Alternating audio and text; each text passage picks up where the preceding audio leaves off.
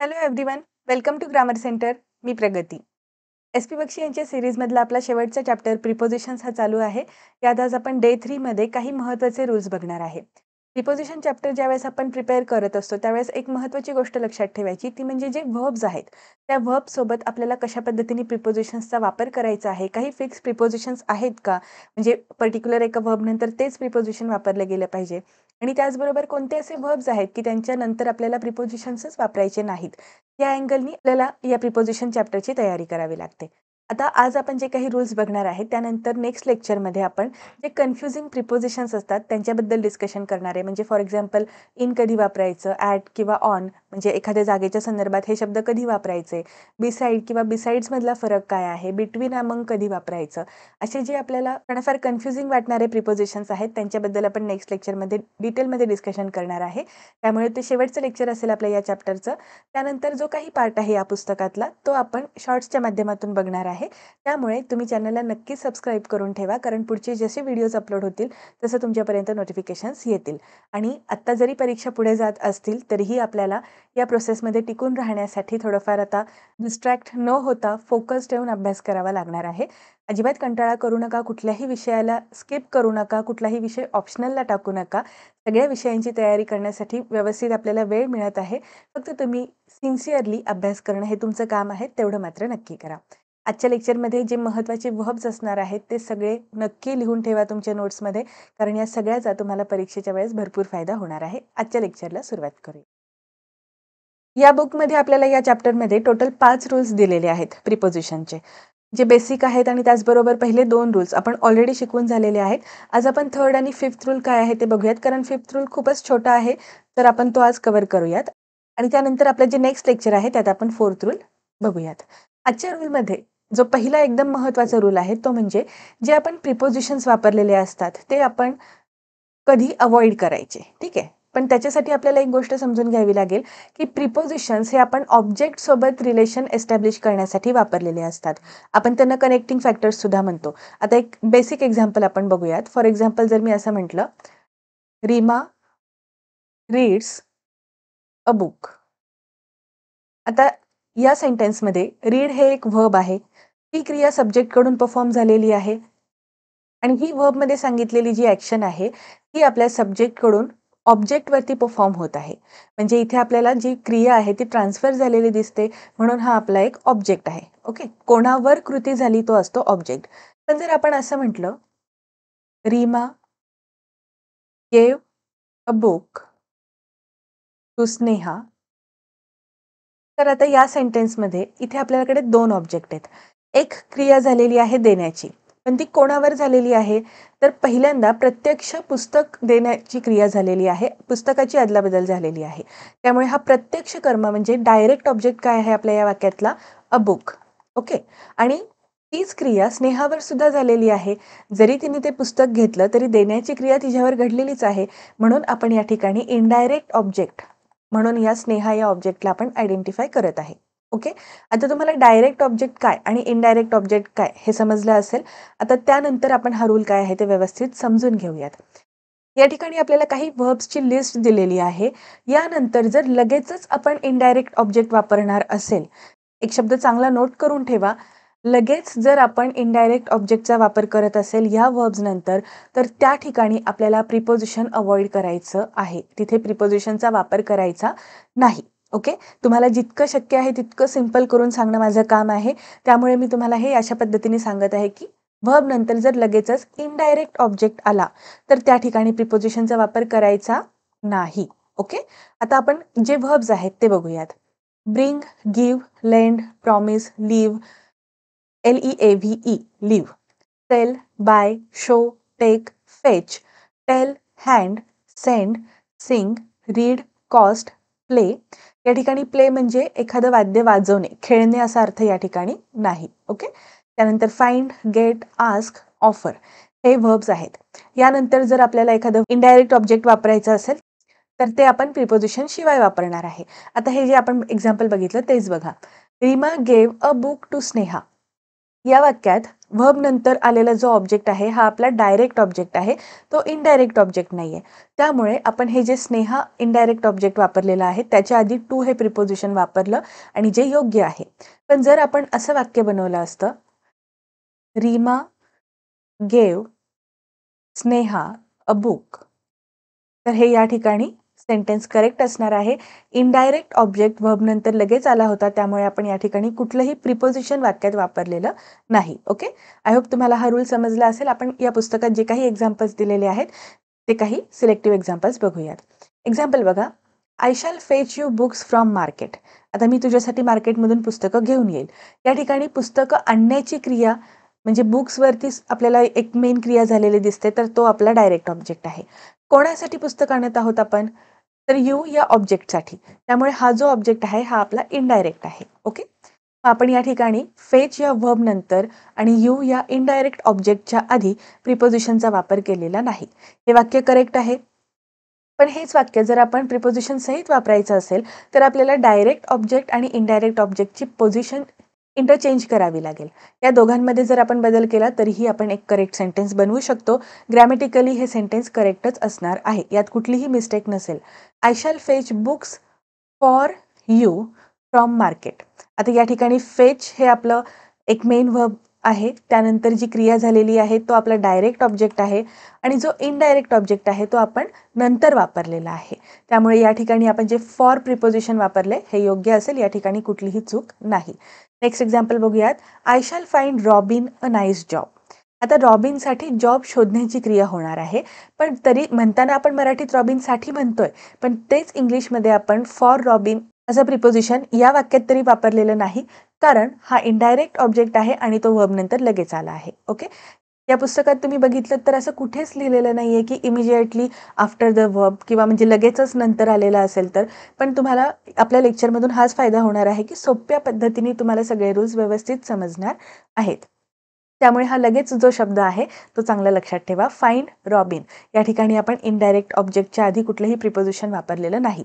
पण जर आपण असं म्हटलं I shall find a nice job for robin, तर ते या ठिकाणी बरोबर असेल. फॉर प्रिपोजिशन आपण वापरत आहोत कारण इथे या व्हर्ब नंतर लगेचच आपण डायरेक्ट ऑब्जेक्ट वापरलाय, हा काही इनडायरेक्ट ऑब्जेक्ट नाहीये. आणि इनडायरेक्ट ऑब्जेक्टची पोझिशन ही व्हर्बच्या जवळ किंवा लगेचच नंतर नाहीये. ओके, आय होप तुम्हाला हा पॉईंट समजला असेल. आता आपण नेक्स्ट पॉईंट बघूयात. तर नेक्स्ट रूल जो आहे तिथे सुद्धा आपल्याला डायरेक्ट ऑब्जेक्ट आणि इनडायरेक्ट ऑब्जेक्ट आयडेंटिफाय करता आले पाहिजेत. थोडक्यात तुम्हाला सांगते, इथे जी वर्ब्सची लिस्ट दिलेली आहे, प्रोव्हाइड, सप्लाय, फर्निश, एंट्रस्ट आणि प्रेझेंट, ह्या वर्ब्स नंतर वाक्य बनवत असताना वाक्य मिनिंगफुली कसं बनवता येईल यावर फोकस करायचं आहे. एक्झाम्पल बघा, आय प्रोव्हाइडेड हिम मनी. वाक्याचा अर्थ कळतोय तसा आपल्याला की मी त्याला पैसे दिले, पण काय दिलं हा जो डायरेक्ट ऑब्जेक्ट असेल यासोबत आपल्याला एक योग्य प्रिपोजिशन वापरणं तितकंच महत्त्वाचं आहे. कारण जर आपण तसा वापर केला नाही तर ते वाक्य मिनिंगलेस होईल. आपल्याला अर्थपूर्ण वाक्यरचना करता आल्या पाहिजेत. या वाक्यात दोन ऑब्जेक्ट आहेत, एक इनडायरेक्ट ऑब्जेक्ट आहे आणि एक डायरेक्ट ऑब्जेक्ट आहे मनी. प्रत्यक्ष देण्याची क्रिया कशावर झालेली आहे, तर मनी या ऑब्जेक्टवरती. त्यामुळे इथे आय प्रोव्हाइडेड हिम विथ मनी असं आपल्याला वापरावं लागेल. ओके, विथ प्रिपोजिशन प्रोव्हाइड या व्हर्बसोबत वापरायचं असतं, असं तुम्ही थोडक्यात लक्षात ठेवू शकता. आणि हे बाकीचे जे व्हर्ब्स आहेत, प्रोव्हाइड, सप्लाय, फर्निश, इंटरेस्ट आणि प्रेझेंट, हे सुद्धा व्यवस्थित लक्षात ठेवा. जर आपण डायरेक्ट ऑब्जेक्ट शेवटला वापरला असेल तर ते अशा पद्धतीने होईल, योग्य प्रिपोजिशनचा वापर करून. आणि जर आपण डायरेक्ट ऑब्जेक्ट लगेचच व्हर्ब नंतर वापरला असेल तर मग इनडायरेक्ट ऑब्जेक्टच्या आधी जे योग्य असेल ते प्रिपोजिशन वापरायचं. म्हणजे थोडक्यात काय, डायरेक्ट ऑब्जेक्ट येऊ देत किंवा इनडायरेक्ट ऑब्जेक्ट येऊ देत, आपल्याला दोन्ही ठिकाणी योग्य प्रिपोजिशन वापरता आलं पाहिजे आणि ते वाक्याच्या अर्थावरून तुम्हाला समजतं. ठीक आहे, दोन्हीपैकी एका कुठल्या तरी ऑब्जेक्टच्या आधी आपल्याला प्रिपोजिशन वापरायचं आहे, दोन्ही ठिकाणी वापरायचं नाही. आता नेक्स्ट रूल बघूयात काय आहे ते. हा जो रूल आहे याला आपण थोडक्यात फिक्स प्रिपोजिशन सुद्धा म्हणू शकतो. इथे आपल्याला जी काही वर्ब्सची लिस्ट दिलेली आहे यात आपल्याला आता रॉब शब्द जर आपण फॉर एक्झाम्पल वापरला असेल तर त्यानंतर आपल्याला ऑफ या प्रिपोजिशनचा वापर करायचा आहे. या पद्धतीने हे सगळे एक्झाम्पल्स इथे आपल्याला दिलेले आहेत. सगळे एक्झाम्पल्स आपण बघूयात. वर्ब्स कोणते कोणते आहेत, rob, fine, inform, explain, recommend, compensate, suggest, propose. Rob म्हणजे काय, लुटणे, बरोबर. त्यामुळे कोणाला तरी लुटलं किंवा कशाची तरी चोरी झाली असं सांगत असताना आपण rob a person of something असं वापरायचं आहे. ओके, रॉब सोबत आपण ऑफ हे प्रिपोजिशन वापरतो. एक्झाम्पल्स आपण नंतर बघूयात. सुरुवातीला कोणकोणते प्रिपोजिशन्स वापरायचे, कधी अवॉइड करायचं ते बघूयात. फाईन हा जर आपण शब्द वर्ब म्हणून वापरला असेल तर तिथे फाईन समवन म्हणजे ज्याला फाईन करत आहे त्याच्याबद्दल डायरेक्ट आपण तिथे मेन्शन करणं गरजेचं असतं. इथे कुठलंही प्रिपोजिशन येत नाही फाईन या वर्ब नंतर. जर आपण दंड करणे या अर्थाने फाईन हा शब्द वर्ब म्हणून वापरत असेल तर त्यासाठी हा रूल आहे. त्यानंतर बघा, इन्फर्म हा शब्द जर वापरला तर आपण तिथे ऑफ समथिंग या पद्धतीने वाक्य बनवायचं आहे. म्हणजे inform someone of something. Okay, म्हणजे जे काही वाक्य असेल ते इथे आपण व्यवस्थित वापरायचं आहे. एक्सप्लेन शब्द वापरला तर त्याच्यासोबत टू हे प्रिपोजिशन आलं पाहिजे. रिकमेंड, सजेस्ट, प्रपोज हे जर शब्द आले म्हणजे आपण कशाबद्दल तरी रिकमेंड करत आहोत, सजेस्ट करत आहोत कोणाला तरी, तर तिथे मात्र आपण टू हे प्रिपोजिशन त्याच्यानंतर वापरणार आहे. नंतर आहे कंपेन्सेट हा शब्द. कंपेन्सेट हे जर आपण वर्ब वापरला असेल तर तिथे कंपेन्सेट फॉर या पद्धतीने प्रिपोजिशन वापरावं लागेल. सगळे जे एक्झाम्पल्स आहेत ते आपण बघूयात. एक्झाम्पल बघा पहिलं, he robbed the old woman of all her ornaments. म्हणजेच काय, त्याने त्या वृद्ध स्त्रीचे सगळे दागिने चोरले. मग इथे कशाची चोरी झाली, रॉब ऑफ समथिंग असं तुम्हाला लक्षात ठेवायचं आहे. The teacher find him 10 rupees. आता इथे आपण ऑब्जेक्टच्या आधी कुठलंही प्रिपोजिशन वापरलेलं नाही कारण वर्ब काय आहे, फाईन. ओके, नेक्स्ट एक्झाम्पल बघा, we inform the police of the accident. आता इथे आम्ही पोलिसांना माहिती दिली. कशाची माहिती दिली, तो ऑफ द ॲक्सिडेंट. तुम्हाला या पद्धतीने सोपं लक्षात ठेवण्यासाठी मी या ट्रिक सांगत आहे. याच पद्धतीने हे बाकीचे सुद्धा एक्झाम्पल्स आहेत. आणखीन एक एक्झाम्पल बघूयात, I shall compensate you for the loss. आता कम्पेन्सेट फॉर हे आपण प्रिपोजिशन वापरत असतो. आता हा जो फिफ्थ रूल आहे हा समजायला खूप सोपा आहे आणि हा ऑलरेडी आपल्याकडून अभ्यासून झालेला आहे. ज्यावेळेस आपण ॲडजेक्टिव्हचा चॅप्टर बघितला होता तिथे आपण मेन्शन केलेलं होतं की जर दोन वेगवेगळे ॲडजेक्टिव्ज वेगवेगळे प्रिपोजिशन्स घेत असतील म्हणजे तशी रिक्वायरमेंट असेल तर दोन्ही ठिकाणी ते प्रॉपरली मेन्शन करणं गरजेचं असतं. ठीक आहे, आता फॉर एक्झाम्पल सिनियर या शब्दासोबत आपण टूचा वापर करतो आणि ओल्डर या ॲडजेक्टिव्ह सोबत आपण दॅनचा वापर करतो. ठीक आहे, कंपॅरेटिव्ह डिग्रीमधले हे दोन्ही पण आपण ॲडजेक्टिव्ह या ठिकाणी वापरलेले आहेत. मग जर आपण तो माझ्यापेक्षा सिनियर आहे आणि त्याचबरोबर तो माझ्यापेक्षा वयाने देखील मोठा आहे असं जर तुम्हाला सांगायचं असेल तर सिनियरसोबत टू पण वापरायचं आणि ओल्डरसोबत दॅनसुद्धा वापरायचं. आणि जर एकच कुठलं तरी प्रिपोजिशन वापरलं जात असेल म्हणजे आता फॉर एक्झाम्पल क्लेव्हर दॅन आणि स्मार्टर दॅन या पद्धतीने दोन्ही ठिकाणी जर दोन्ही ॲडजेक्टिव्ह नंतर आपण एकच कुठलं तरी प्रिपोजिशन वापरणार असेल तर ते वाक्यात एकदा वापरलं तरीही चालणार असतं. ठीक आहे, हा सेम तोच रूल आहे जो आपण ऑलरेडी ॲडजेक्टिव्हच्या चॅप्टरमध्ये कव्हर केलेला आहे. आज आपण फक्त एक्झाम्पल्स बघूयात. He is senior and older than I. आता या ठिकाणी ओल्डर नंतर दॅन प्रिपोजिशन वापरलेलं योग्य आहे पण आपल्याला सिनियर सोबत टू हे प्रिपोजिशन वापरायचं असतं तर ते या ठिकाणी मेन्शन करणं गरजेचं आहे. अँडच्या आधी आणि नंतर जर सेपरेटली प्रिपोजिशन्स रिक्वायर्ड असतील, वेगवेगळे असतील तर ते तिथे क्लिअरली मेन्शन करायचे आहेत. ओके, आय होप तुम्हाला हा रूल समजला असेल. जर काहीही अडचण आली तर तुम्ही ॲडजेक्टिव्हचा आपला जो चॅप्टर होता त्याचे सुद्धा सगळे लेक्चर्स बघू शकता. तिथे तुम्हाला आणखीन काही गोष्टी क्लिअर होतील. आजच्या लेक्चरमध्ये आपण जे काही रूल्स बघितले ते तुम्ही व्यवस्थित लक्षात ठेवा. वारंवार या गोष्टीची प्रॅक्टिस करत राहा म्हणजे तुम्हाला सगळ्या गोष्टी चांगल्या लक्षात राहतील. आणि त्याचबरोबर आधीचे जे काही रूल्स आपण आत्तापर्यंत अभ्यासलेले आहेत मग ते बाकीचे जरी टॉपिक असतील म्हणजे फॉर एक्झाम्पल ॲडजेक्टिव्ह असेल किंवा मग आर्टिकल असेल, नाऊन, प्रोनाऊन हे सगळे आधीचे लेक्चर्स एकदा नक्की बघा. तुम्हाला व्यवस्थित सगळे लेक्चर्स सिक्वेन्सनी बघता यावे यासाठी मी प्लेलिस्ट बनवलेली आहे. SV बक्षी सिरीज या नावाने ती प्लेलिस्ट आहे.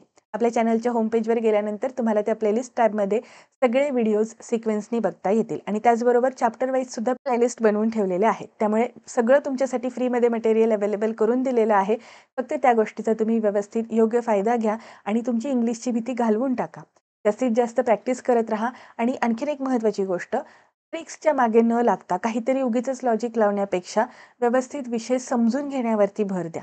ओके, कारण जर तुम्ही चांगल्या पद्धतीने योग्य पद्धतीने जर अभ्यास केला तर तुम्हाला तो जास्त काळासाठी लक्षात राहतो आणि कुठलीही परीक्षा आली तरी फक्त रिव्हिजन तुम्हाला सफिशियंट असते. त्यामुळे व्यवस्थित अभ्यास करा. आणि जर तुमच्या काही शंका असतील तर तुम्ही मला टेलिग्रामवरती DM करू शकता. डिस्क्रिप्शन बॉक्समध्ये टेलिग्राम चॅनलची लिंक दिलेली आहे, त्याच्या बायोमध्ये तुम्हाला DMसाठी लिंक मिळून जाईल. नेक्स्ट लेक्चरमध्ये आपण प्रिपोजिशनचा राहिलेला जो रूल आहे तो कव्हर करूयात. भेटूयात पुढच्या लेक्चरमध्ये. Thank you.